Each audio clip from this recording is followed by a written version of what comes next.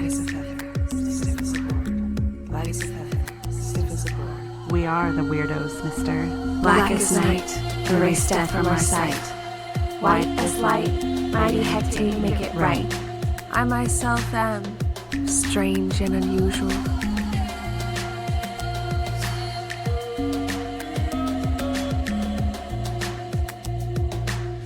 Cast a circle, spark some incense, and grab a cup of tea because it's time for the Cousins Coven podcast. I'm Sharon. This is Wendy. Welcome back to the Coven, you guys. Woo, another fun-filled episode.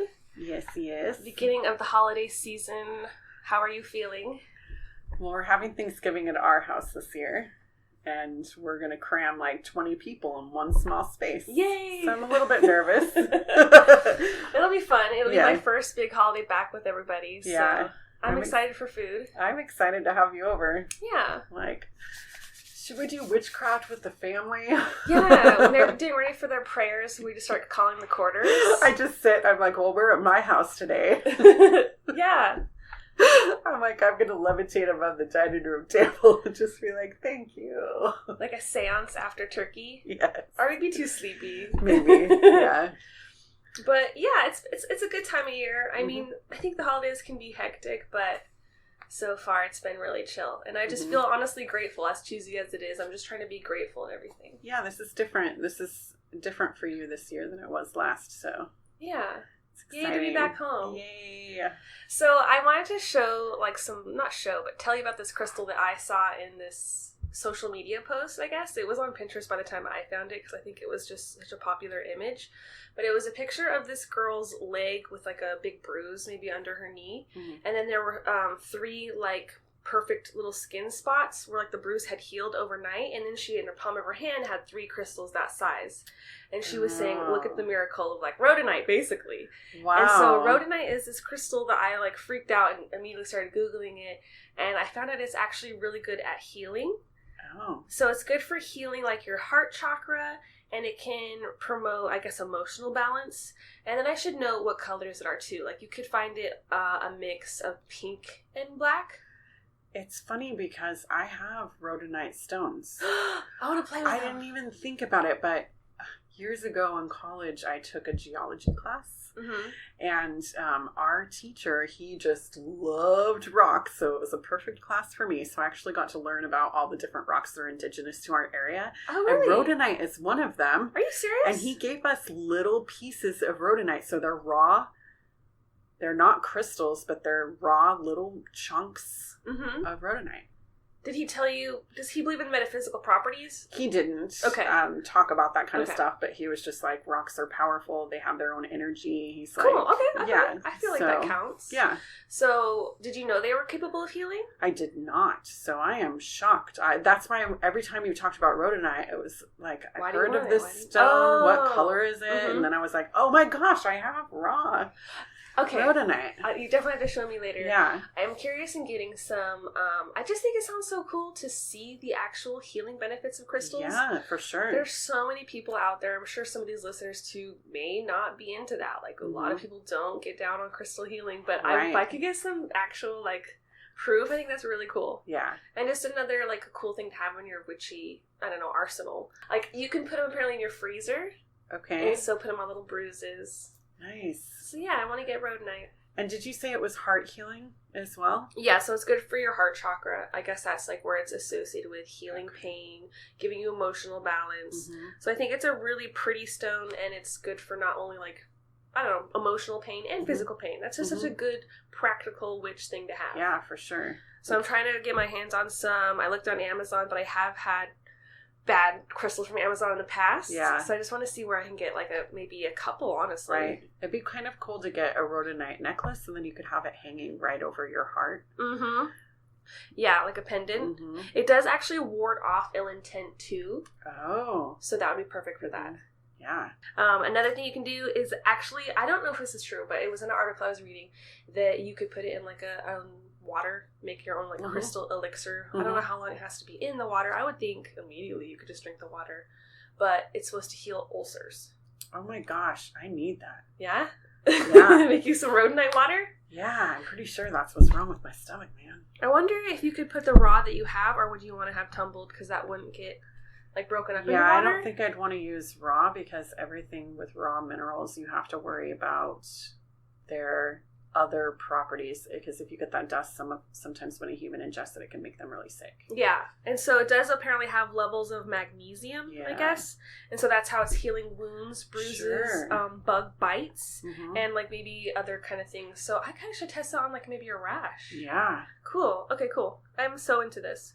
That's awesome. So yay for crystals. I can't wait till you get some. Yeah, I'm going to test it out, so if I get any cool results, I'll let you guys know. Sweet.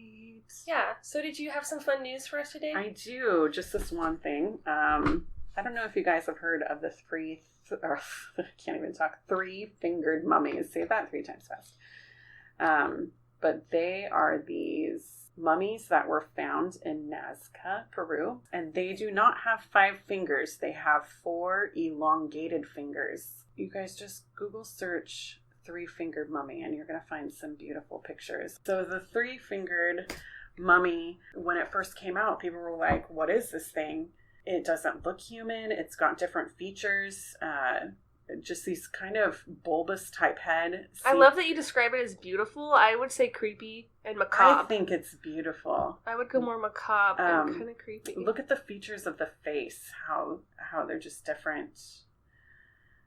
Really big eyes. Yes, and eye bones. So they recently X-rayed these beings and saw the way that the bones were. So they have really long, three-legged feet. Wait, what? That's a toe bone? Those are feet. No, and then their fingers are just like that too. They're really long. This is really freaking me out. Their bones for their 3 toes are about 5 inches? Yeah, they're about 5 inches. What the fuck is huge. this?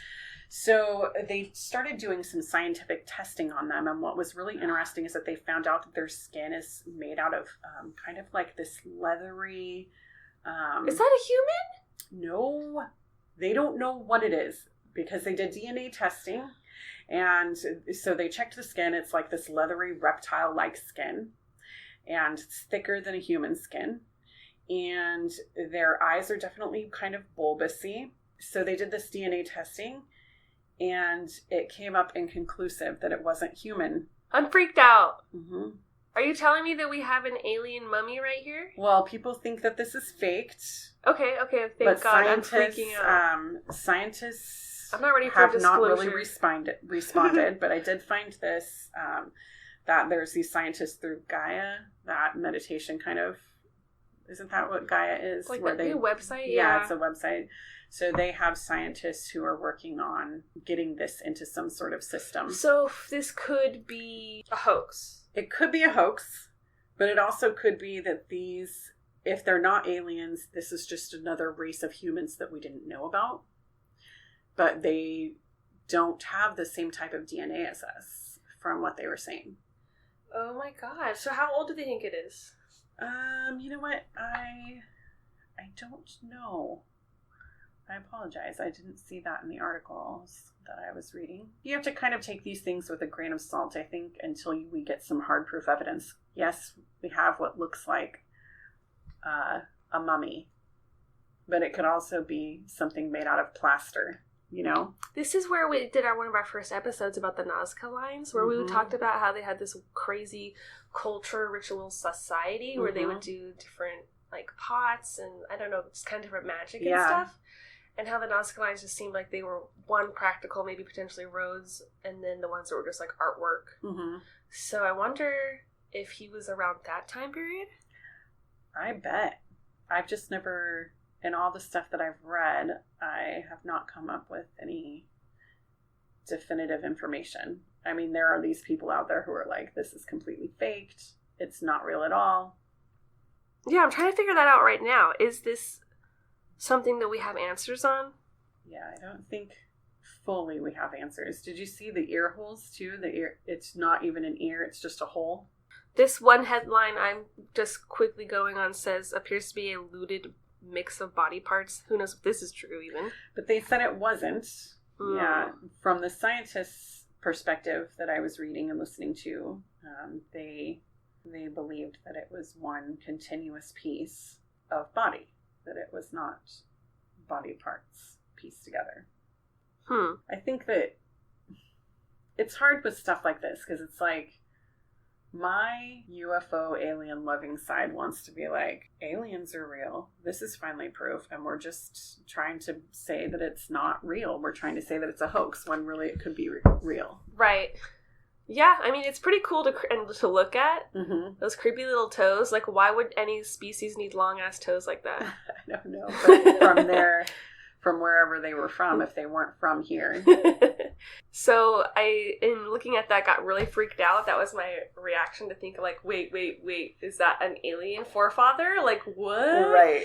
So if we ever do find out about aliens, I might be freaked out. I think I will just... You'll be ready for it? Like, open arms. I'm looking around this office, I think that's true. There's, like, an alien plushie, an alien toy. Like, you've been desensitized through the years to all the images. It's just that, I've heard people saying if aliens are real, we need to fear them. But then I've heard other people say we need to not fear them. It depends on how they come. Are they coming to our planet as, that they want to integrate into our society? Or is it because they want to reap our planet for whatever? Right. But I think that reaping the planet thing is what we fear. And so it came out in movies, and now that's all there is in alien movies. They're always here to destroy us. They're always here to take our planet. But we don't know anything about them. Why would they want our resources? They don't breathe the same way we do. They don't eat the same things we do. Right. Why would they need our planet? And we are the resources, and they eat us.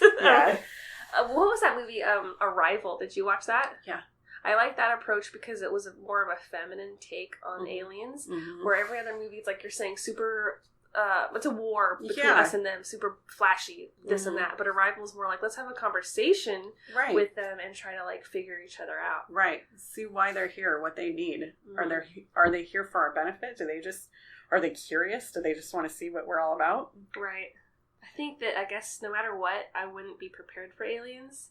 And it's kind of like this thing of realizing I probably have no control. If they want to kill me or abduct me, they're going to do it. If they're going to be nice, they're going to do it. So might as well not worry about it. Right. It'll be interesting to see how it all plays out, if they're really real and they really have been visiting us for years. Right. Would it ever come out in mainstream media? For a while, I thought it was going to, and now I'm kind of feeling like maybe it won't. I mean, it's all out there now that UFOs That's true. are a thing. That's true. They're not saying that they're from another planet. They're not saying they're not from another planet. Right. They just don't know what they are. I still think some of those are some undercover military. Yeah. I mean, because undercover military stuff, if you don't need to know, they're not going to tell you about it. Right. Although, like, stuff that the pilots have seen, stuff that the people... But that means nothing to me. That could still be an undercover project. If you're not on that level... Did our hats just flip for a second? Wait, what are you telling me? No, I'm just saying that I do believe that there are UFOs. And I do believe that some are from somewhere else. Mm-hmm. But I also believe that there's stuff that the military doesn't tell. Oh, yeah. Because they're testing. It doesn't mean they're trying to start conflict or war. They're just testing these things to see if they'll be a good fit for our society. Yeah, and I don't know how an alien would drive a freaking UFO with those long ass toes. Oh, okay, so we went off on a little tangent there. Sorry about that, but when I start talking about aliens, it's like my little tinfoil hat. So when this episode airs, we only have 9 days until Hellier Season 2. What do you know about it? Where are they going? I don't know anything about it. Okay, so cool. I'm like really excited. But we should watch it together. Yes, exactly.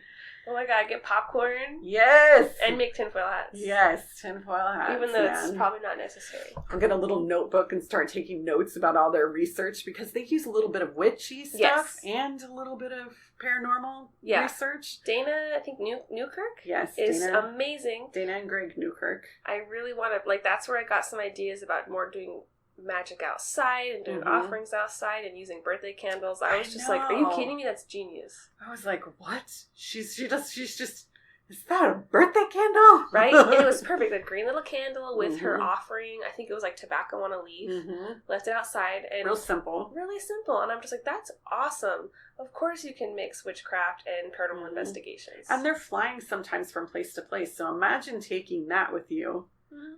Easy on the go. Yeah. Not my big old altar. Yeah. They're really, really good investigators Yeah. and filmmakers. Mm-hmm. Really good. So recommend that. It's on Yes. YouTube. Go watch season 1 if you haven't. It's great. Yeah. Good ghost hunting techniques. Yeah. I feel like I learned a lot from them. Me too. Definitely opened my eyes. Mhm. And it mixed a lot of my worlds together for the first time. Mm-hmm. Just seeing a witch, I guess, doing her investigation was cool. Right. So many ghost hunter shows that I was exposed to were very male as a kid. Right. You know, Yeah. why not do your magic to invoke them? I think the 2 paranormal worlds would like that. Yeah. So, Okay, you guys. So we invited a doll with us today. I wanted to talk about this on podcast because I think I'm going to take a picture and put her up on our Instagram, you guys. Let's try to see if we can name her. yeah. And then she's going to be in all of our recordings now because we're just trying to see if a ghost will touch it. She makes a little bit of a noise. So if you hear some creepy noise in the background, then we'll point it out and be like, oh my gosh, did you hear that? That was our doll. So we're hoping just every time that we're on the air, somebody is going to touch that. Yeah, and so the doll itself, just to give you a little background, it's like a spirit store doll almost, Yeah, like just- a Halloween doll. Yeah, we got her. So she looks a little creepy, and if you do touch her, she does like a little creepy little lullaby, and like something about, what did she say? She says, Something about like, I see you. yeah, or- I see you, or you dropped me and I broke. Oh. So she's a little emo doll. She has no eyes. No eyes, bloody nose, Yeah, but she's got fabulous little dress and apron. yeah. With a little hat. She has a little bonnet and red hair. She's been through some shit. Yeah, she's been through some shit. She's... yeah. Yeah. She's bad. So we're hoping that if there were any ghosts that felt so inclined to go ahead and touch her. Yeah. Here, I'm going to show you how to work. Ooh, I got So chills. This is what you should do.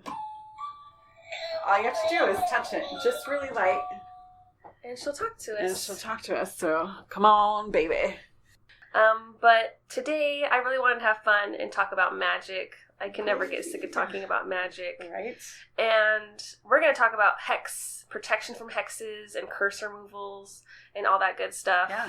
And I, just as a disclaimer, don't really do hexes or believe in hexes, but we'll get into that, I think, probably later. But I'm not really here promoting that or trying to say anyone who does it is necessarily this or that. I'm not trying to label you. It's just But what I you want think to do. there's a lot of people who feel like they have negative energy, whether it be intentional from another person or unintentional. Mm-hmm. You know, they want to get rid of it. Right. So that's what we're going to try to focus on. Yeah, it's getting rid of these hexes. Yeah. But in order to get rid of it, you kind of have to know what a hex really is. Yeah. So, what is a hex? To me, I would think of a hex as someone who puts bad intent on you in your life. Okay. So they use their energy to create bad energy on you. And send it your way. You could be driving down the road and you cut somebody off. Mm-hmm. And then they yell at you about what a horrible person you are. Right. And That could be considered a hex. Mm-hmm. Yeah. Or you're at the grocery store and somebody accidentally rams their cart into you and you swear at them. Right. If you look at somebody and you're like, I wish I had her hair, and because I don't have her hair, hex on you. Right. And then there could be the more malicious type of hexing, you know, where it's someone who actually is just going on impulses and their emotions and trying to put that bad energy on another person in a more ritualistic manner, in an Right. occult manner. There are people who do practice magic who do hexes and have no qualms about that. Right. So do you think if you were to cast a hex on somebody that karma would come back at you? Yeah, that's why I wouldn't do it. I don't think that's really good. But karma is kind of one of those things that is more convoluted Mm-hmm. than a lot of people think. And the more I learn about karma, the more I have to say, fuck you, karma. Because it seemed like, when I was reading about it, it's like in the Yoga Sutras of Patanjali. I can't really pronounce his name right now. But they talk about karma and that you're just born with it. There's different types of karma. Mm-hmm. There's karma that just got attached to you for no reason, and there's karma that you might create. And when I heard that, I was just like, are you serious? There's no chance. It's always there. Yeah. Always. But I feel like there is some sort of family karmic debt. So yeah, I don't know how I feel about that. What about you? Karma's a really hard one because it's sometimes I'm like, the good parts of karma I would want to be real, but I don't want some of that bad part, because it could be, oh, I stepped on a bug accidentally. Yeah. I killed it, and now that comes back. Right. And creates negativity in my life. Yeah, so it's better to just like, that saying, you reap what you sow. If you try to be a good person all the time, maybe just by not killing that spider and putting it outside, you feel better, like, I didn't kill it. Right. This or that. But right. I also don't feel like you should do good deeds just because you are getting rewards. Right. And there's a lot of religions or spiritual outlooks and paths that do all believe in that. And I'm not saying I'm not one of those people, but it shouldn't be the only reason to do something. Right. I got karma points. It's because I helped these people that I should have been helping already. Mm-hmm. So do you think a hex and a jinx are anything alike? What's a jinx? I think a jinx is like, it's like that stupid thing where we say the same thing at the same time. No, then I don't think there's anything wrong about that. Okay. Is that why they do that? Because it's supposed to be bad that you said the same thing at the same time? No. So you owe the other person something to get rid of the jinx. I never thought that was negative. Did you? It could be. I guess I thought that it was, because it's like, you're like, 1, 2, 3. Mm-hmm. You owe me a Coke. Yeah. And then it's like, okay, what happens if I don't buy you that Coke? Then you're cursed. Ah, man. I wonder, like, where this comes from. Does this stem from, like, teaching us at a young age synchronicities are bad? Right, maybe. Your intuition is bad. Linking up mentally right. is bad. Cause I never thought of that. I mean? What's so bad about being on the same wavelength with someone? I want to be that way. Right. Mm-hmm. Why are you trying to say that's a bad thing? Shoot. There it goes. So let's talk about ancient curses. Do you think those are real? I don't know. I have no opinions on ancient curses. I don't know of any. Okay, I don't either. Oh, okay. So, what about, I know you were talking something about curses of your family. What happens if there's... like karma, I guess. That's what I was talking about. Do you think there could be a family curse, is what I mean? What if your whole family is cursed? Somebody curses your whole family for the rest of eternity, like in the movies, how they talk about... No, I don't believe in that. Okay. I guess I wouldn't believe in that. Or even, like, in Egypt, where it's like, don't open this because this is going to happen. I'm like, you know what? There's an ancient spirit in here. I feel like me, myself, and I am more powerful than any of your juju. I can deflect your juju with my juju. And that's kind of my main thought on hexes and curses, is I'm not going to buy into it. And it's kind of like everything I've learned from 80s movies. You have no power over me, David Bowie, unless I want to dance with you, but I will break your curse because I'm not going to buy into your curse. Right. But, that's not the purpose of this episode. We're here to have fun. Yes. Talk about, thoughts on this stuff. So I think that would be my main tip, is, like, don't feed into it. But I kind of also want to talk about, like, why we think people would hex. Maybe someone would hex out of jealousy. There's a lot of hexes in old school witchcraft magic about messing up with another person's farm. I don't know if that was ever hearsay. There was always, like, hexes and love spells to control a lover, or someone, like, cheated on you, so you would do a hex on them. Or, like, in The Craft, how Nancy wanted to be with that one boy, or was it Nancy? Sarah wanted to be with that one boy. Yeah. Kind of like breaking a free will, but also sending bad luck and juju their way. Yeah. So to me, it sounds like someone who is angry, and they don't have fear in working with that kind of energy, and they have no fear of the consequences of that coming back at them. And it's more like going with those impulses, So I feel like if you can deny those impulses of, like, spreading negativity, you'll be like, sure, you would never do a curse. Right. What do you feel about, like, why would someone curse? I definitely can see love, or if somebody got a job that you wanted to, like if you were both up for a promotion and they got it, but you worked harder. Oh my gosh, how scary. Think about, like, ballerina witches. Yeah. That could be a really cool movie. Like Black Swan meets The Craft. Yeah. Oh wait, I think that's a movie. It's called Suspiria. Oh, I haven't not watched that. I was like, oh wait, there are witches in that movie. I forgot. I watched the remake. Awesome. But yeah, that's a kind of malicious activity, kind of like competitions in the dance world and things like that, where you do kind of give people probably just the evil eye on accident. Right. Accidental evil eye. Yes. That's the worst. I feel like I try not to do that anymore because I've learned so much not to, Right. I'd rather protect my space. Yeah, if I'm going to try to add more stuff to the world, let's try to make it positive. Yeah, exactly. That's kind of where I'm at in life. Sure. Another type of hex that I have seen, and probably most people have heard about because it's mainstream media news, is how women were getting together in like New York, I think in 2008, to do political hexing on Trump. Oh, right. And I think his lawyer. And there's kind of worked. There was live stream footage of it, and they're all like in this, I think it was a bookstore. They had candles going, and they're all doing like this chant. Yes. And so it kind of like is like, oh shit. And they're all just there like saying, I didn't listen to the whole thing, but they're just saying stuff like, we want to expose him. It's not that they're trying to give like, have him die, have this, have that. It's like, no, expose him for who he is and have like it come to light. And it kind of works. Right. I mean, he may still be president, but there's a lot of stuff that came out about him. Right. This recent year, which is kind of crazy that there's more. But sometimes magic takes a while to work. Oh yeah, I wouldn't think it'd be like, oh, and now he's impeached. Doesn't matter if you have one witch or 1,000 witches. Sometimes magic still needs to take its course. Yeah. Would you feel confident doing chants like that with a bunch of strangers? Or is that still like too much negative energy? I think it depends on what it is. Like, are we chanting heal the earth? Yeah, of course. That's not a hex. Yeah. I'm saying hexing Trump, hexing... No, I don't think I could get on that. I don't think I could either, but it looked kind of like... It's a cool idea, but... I like the thought of Let's not waste my energy on him. Yeah, Let's not waste my energy on him. That's why I'm not really big on the news. I don't want to follow what he's doing.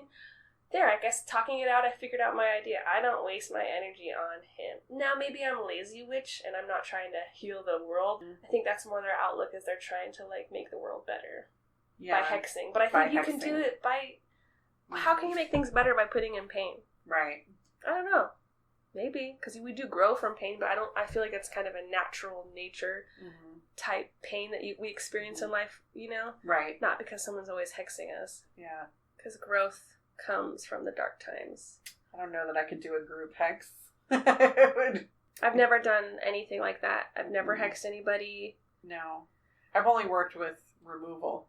Not anything else. So let's talk about how can you tell if you're cursed or if you have a hex on you? I guess you would want to think of like what would be like possible ramifications of getting cursed. Sometimes you could have like car accidents. You could literally just have like a zit or a cold, something minor. Right. Or everything happens all at once, like bam, bam, bam. Your mom dies, you lose your job, you lose your house. Yeah. You lose your spouse. That's kind of like the crazy stuff you hear about people who experience the haunted objects, from this like haunted hotel or whatever. Not haunted hotel, but the haunted museum. Oh, yeah. The Zach Baggins one, like, oh, you touch this chair, now you're going to die, and this and that. But people still do it. Yeah, people still do it. So, yeah. I think those are some of the ramifications that could happen to the person you're casting it on. But, like, what do you think could happen bad to the person who does it? Like, I'm wondering, where does that negative energy go? Because if you're being really negative, isn't that negative energy going to come back to you? That whole threefold law. I would think so. Yeah, I would think so. Right, like the idea It's kind of like that goes back to karma. What you put out, you're going to get back 3 times 3. So that's a big occult law. So that's kind of something I think a lot of Wiccan people would go subscribe by. That's why we would not ever do those hexes. So maybe that's something that's going to come back to them. Yeah, maybe. Another way you could tell if you're cursed is some people are going to do magic on other people, and they're going to do it on the doorways. Oh. So, like, this might be more old school or just more cultural.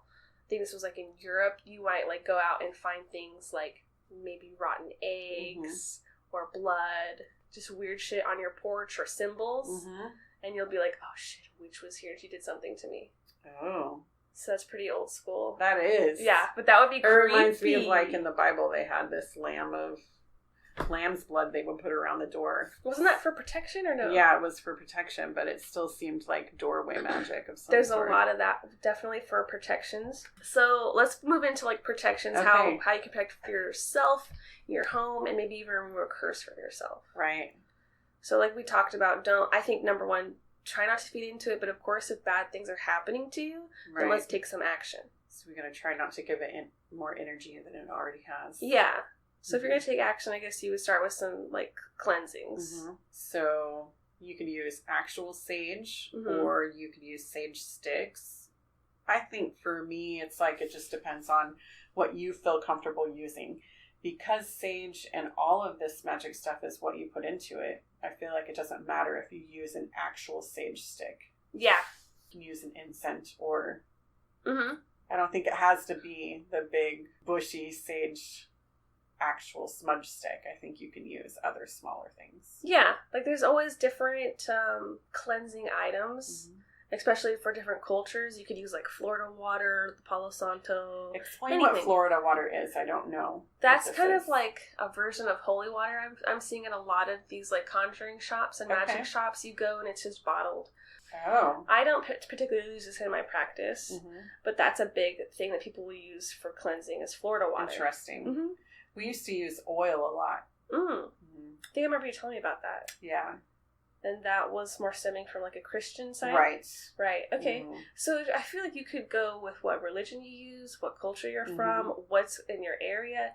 There's so many different things and tools you could use to enhance the cleansings of yourself and your home. Sure. We've talked about that a lot on podcasts. Yes.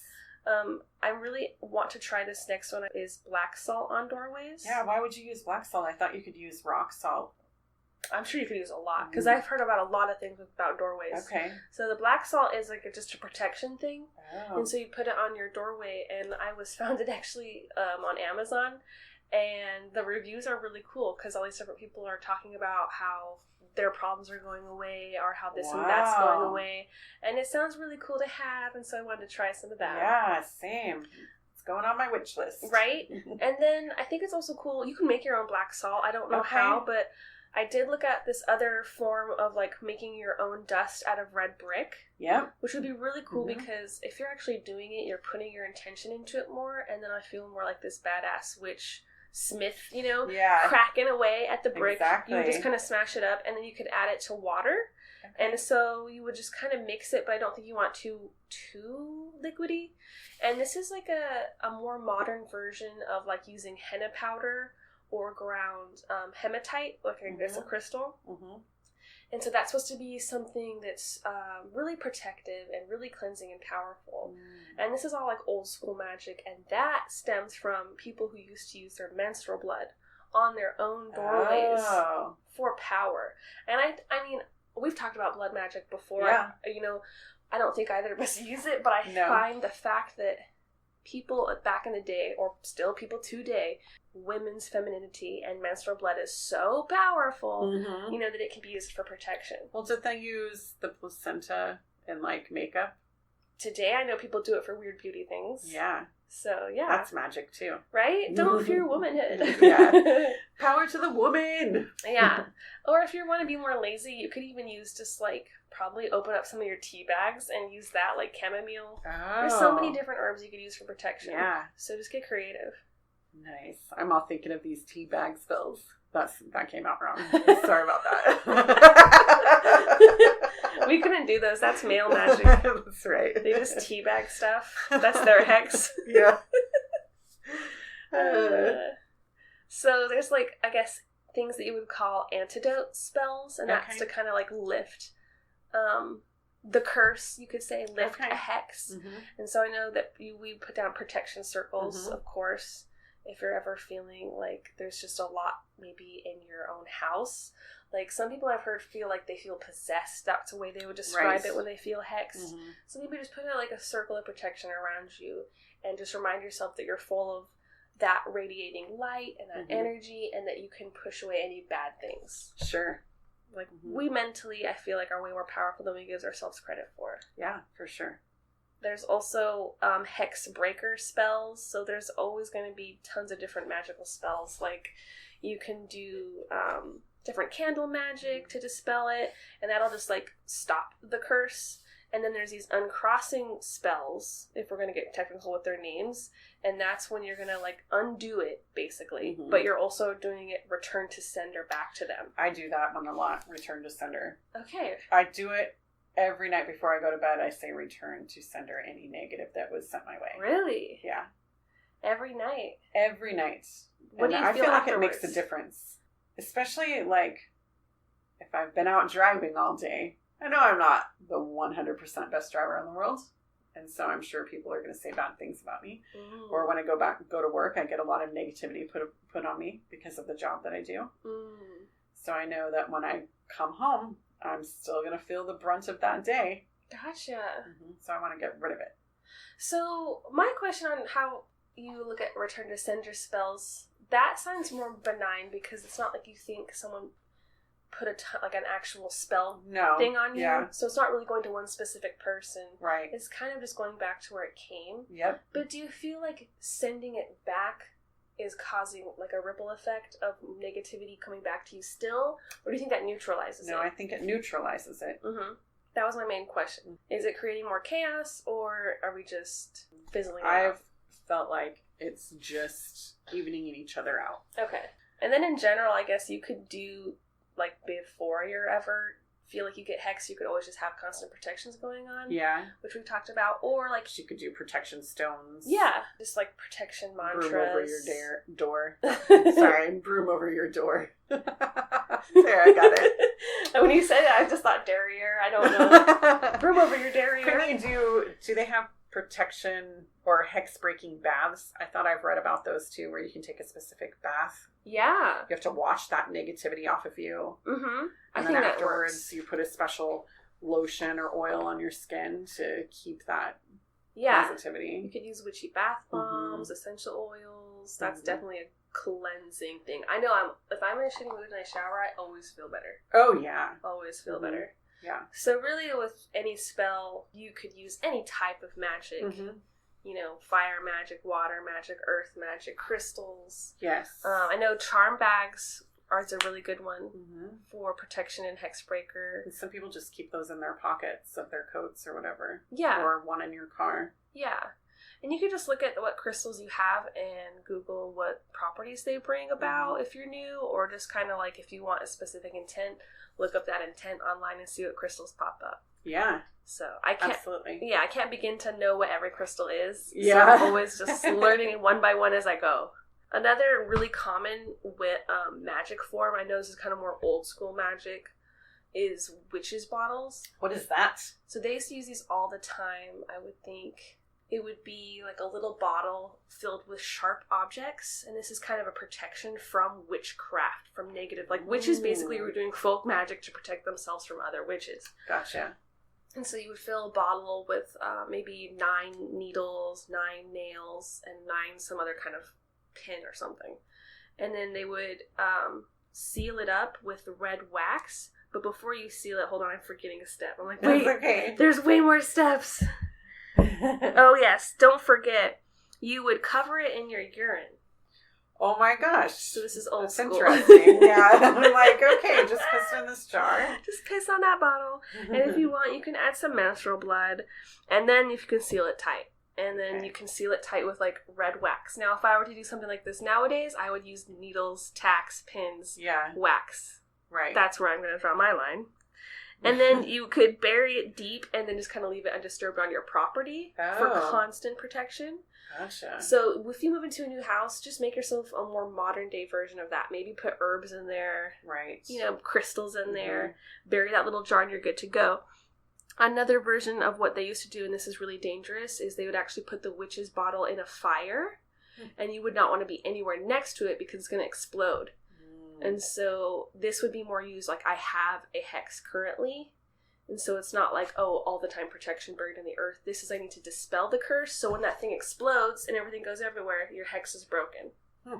So these are just a couple of old school things I've looked up. I like that. So herbs and oils. Did you have any specific herbs or oils? No, I do not. I just thought, that's just another form of thing that you can use. I looked up a couple. Okay, go for it. So I don't use arrowroot powder, but apparently that's really good for breaking hexes. And you could even make that with essential oils, like maybe chamomile, peppermint, wintergreen, or mint, so something minty. Mm-hmm. And then you would just kind of sprinkle that powder. You get it wet, a little bit wet, and then you sprinkle that powder, I guess, in your house or maybe in your bath, however you want to do your magic. Yeah. And so there's so many different, like, properties in crystals, herbs, all that stuff. Yeah. Nice. And then wearable talismans, I think that's another valid form of protection. Yeah, because you can wear them around your wrist or your neck. You just get certain stones that you can wear. Yeah. I now have bracelets that I like to wear. Yeah, I love getting evil eye jewelry. That's one of my favorite things. I feel like that's almost like a constant return to sender. Yeah. Now that I think about it. Just always reflecting it right back. I have one of those hanging in my car as well. Nice. So I love that. I do have a crystal I like to wear that I kind of think of as like a cleansing as well. So those are always good to empower, maybe cleanse under the full moon. Do you have any specific stones that you like to do for that? To wear? Yeah, to wear, kind of for protection. I don't usually wear any. I usually stick with stones. I'm more of a stone person than a crystal, so I don't have any crystals. But stone-wise, I will wear the evil eye. Okay. And then tiger's eye. I love tiger's eye. I have a tiger's eye bracelet. Yay. That's one of my favorites. My daughter and I got matching ones. Nice. Yeah. Also, I think a fun thing to do is home decor as kind of protections. I like that. So you could put kind of like how you have just a triquetra over your door here. I feel like you could even do more and empower it, let's say. Yeah. Or put messages on the back and kind of make it to ward off evil. I like that idea. Yeah. Runes in doorways, specific runes, if you look up protection runes, are really good, especially to the entryway of your home. So if someone's just coming over for let's say Thanksgiving, and sometimes people in our family, not our family, but in families, all of our families out there, they might come in with some sort of negative thought or negative energy, and they don't mean to leave it there out on the table, but it happens. Right. Sometimes it's me who's negative and I go into a space. Sure. So that will just kind of neutralize whatever energy is coming through. That's a good idea. Yeah. We used to have this is going to sound really nerdy, but we used to take chalk and draw on the outside of the house. Like Gandalf. Yeah. What kind of, what do you mean? For... Just Enochian type signs. Okay. Sometimes drawing protection Enochian symbols around the edges of the house. That's awesome. Yeah. This is going to sound witch nerdy, but... No! That's what we're here to talk about. So it's cool to know that you use the more Enochian symbols. Yeah. And I like the thought of using chalk because we do rent our space. So... It washes away. Chalk washes away, and you can re-empower it. That's good, because that kind of keeps you more active, and then when it washes away, you can just do a new one when you're ready. And over the summer, we were doing magic on the patio and drawing with chalk, just protection symbols on the back patio. That's awesome. I haven't done that. That kind of makes me think of everything I link to movies, but in Sleepy Hollow, I think it was Christina, is it Ricci? She was doing pentagrams and all these magical symbols under the beds, and Ichabod was like, "What the hell are you doing?" Oh, nothing. I'm protecting you.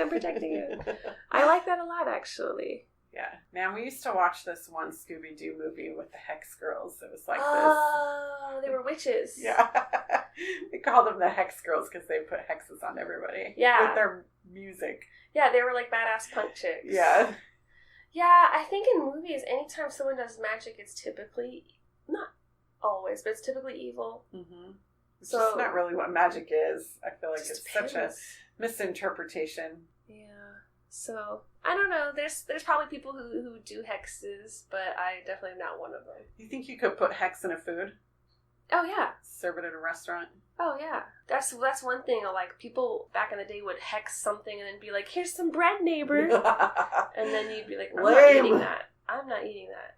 So that's for sure a thing. Do a lot of manipulation magic or weird things like that. And then serve it to somebody. I don't like this idea. Not at all. No, but that's what I'm saying. If you just don't, I think about someone else, putting in their time and energy to, let's say, do something negative to me, and it just makes me laugh. Oh, you really think you can do something to me? Ha!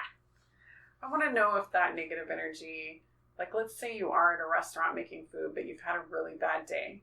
you're not angry at anybody in particular, but what if you're angry while you're making the food? Could the food absorb that negative energy, and then the next person that it's handed to would eat that negativeness? That's why I gave up meat for so long.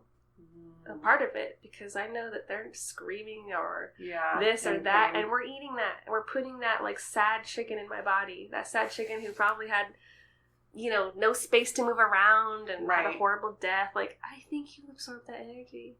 And obviously we function, we're fine, but return to sender after every meal. Yeah. Who would it go back to? The farmer? I guess that's why they bless it when you cook it at home. Some people.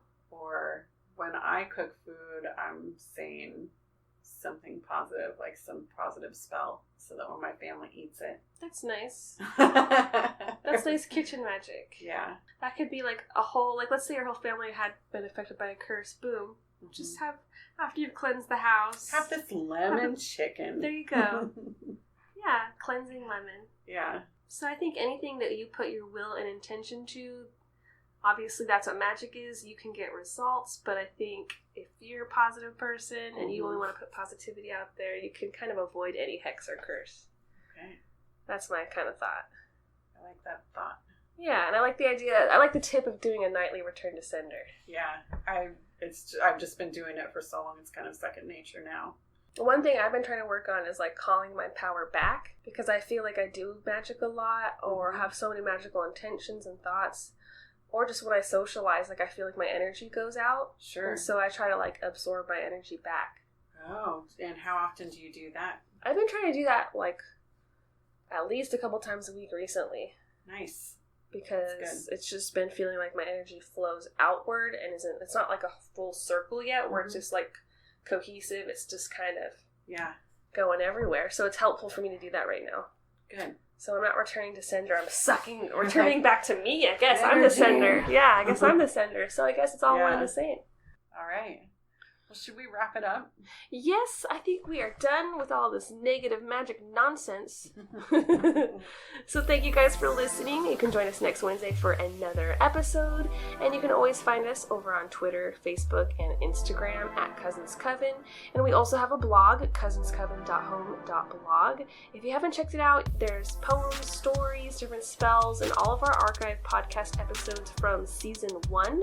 And you can always send in any research ideas if you have witchy questions. Send those in to cousinscoven2@gmail.com. We love to hear from you guys, so like, subscribe, and share with all of your witchy and weirdo friends. And may you find happiness in your heart, love for yourself, and join each other. Blessings to all.